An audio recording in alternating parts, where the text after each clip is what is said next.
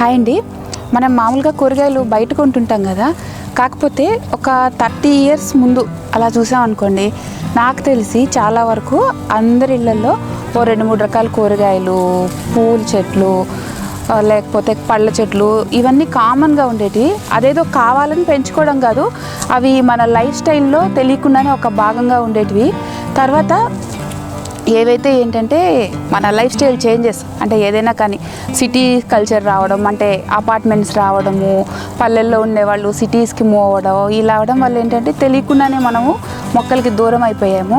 కాకపోతే ఈ మధ్య ఒక 4-5 ఇయర్స్ నుంచి సోషల్ మీడియాలో వస్తున్న అవేర్నెస్ వల్ల కానీ, లేకపోతే న్యూస్ పేపర్స్లో వస్తున్న ఆర్టికల్ వల్ల కానీ, బయట కొన్ని కూరగాయల పైన పెస్టిసైడ్స్ ప్రభావం బాగా ఉంటుంది అనే విషయం అందరికీ తెలియడం వల్ల ఈ మధ్య మళ్ళీ అందరూ టెర్రస్ ఉండేవాళ్ళు, లేదంటే ఇంటి దగ్గర ఉన్న ప్లేస్ ఉండేవాళ్ళు మొక్కల్ని గ్రో చేసుకోవడం స్టార్ట్ చేశారు. ఇది చాలా మంచి విషయం, అందరూ ఆనందించాల్సిన విషయం.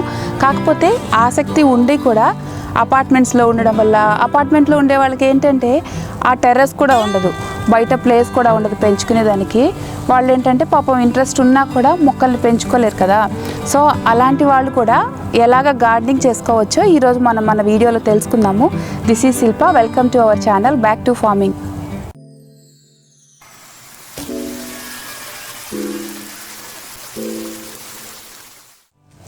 మేము కూడా ఇక్కడ అమెరికాలో అద్దెంట్లోనే ఉంటున్నాము. కాకపోతే ఇక్కడ ఏంటంటే యుఎస్లో ఇలాగ ఆసక్తి, గార్డెనింగ్ అంటే ఆసక్తి ఉండి రెంట్ హౌస్లో ఉండేవాళ్ళు కూడా గార్డెనింగ్ చేసుకునేదానికి ఒక అవకాశం ఉంది.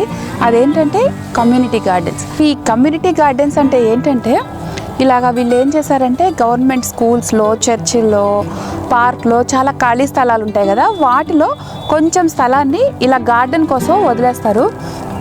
తర్వాత వీళ్ళు ఈ ప్లేస్ని కొంచెం భాగాలుగా విభజించుకొని గార్డెనింగ్ అంటే ఇంట్రెస్ట్ ఉండేవాళ్ళు ఒక 10 నుంచి ఒక 20 మంది ఇలాగా ఒక కమ్యూనిటీ లాగా ఫామ్ అయ్యి వాళ్ళకి కావాల్సిన కూరగాయల్ని ఇక్కడ పండించుకోవచ్చు.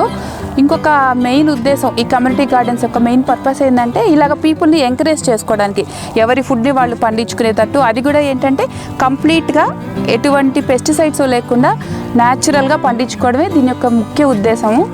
ఇలా వీటిని మనకి ఇచ్చినందుకు గాను వీళ్ళు ఇయర్లీ వన్స్ అనేసి మన దగ్గర నుంచి రెంట్ తీసుకుంటారు.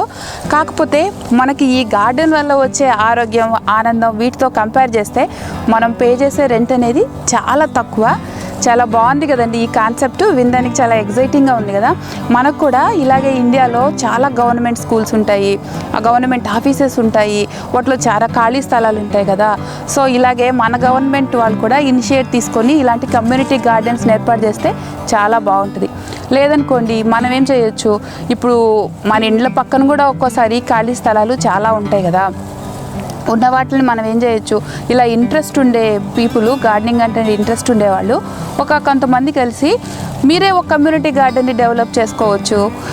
దానిలో మీకు కావాల్సిన కూరగాయలని ఇదిగో ఇలా మీరు కూడా హ్యాపీగా పండించుకోవచ్చు. ఎంతైనా మనకు కావాల్సిన కూరగాయలని మనం పండించుకోవడంలో ఉండే ఆరోగ్యం, ఆనందం వేరే కదండి. లేదా మీరు ఆల్రెడీ యూఎస్లోనే ఉన్నారనుకోండి, మీకు గూగుల్లో కమ్యూనిటీ గార్డెన్స్ అని సెర్చ్ చేస్తే మీకు దగ్గరలో ఉన్న గార్డెన్ని చూస్ చేసుకొని హ్యాపీగా గార్డెనింగ్ని స్టార్ట్ చేసుకోవచ్చు. ఇంకెందుకు ఆలస్యం, మీకు తెలిసింది కదా ఎలా స్టార్ట్ చేసుకోవాలో. సో అందరూ తప్పకుండా ఇలాగ ట్రై చేయండి. సో ఇలాంటి మరిన్ని విశేషాలు తెలుసుకోవాలనుకుంటే మా ఛానల్ని సబ్స్క్రైబ్ చేయండి.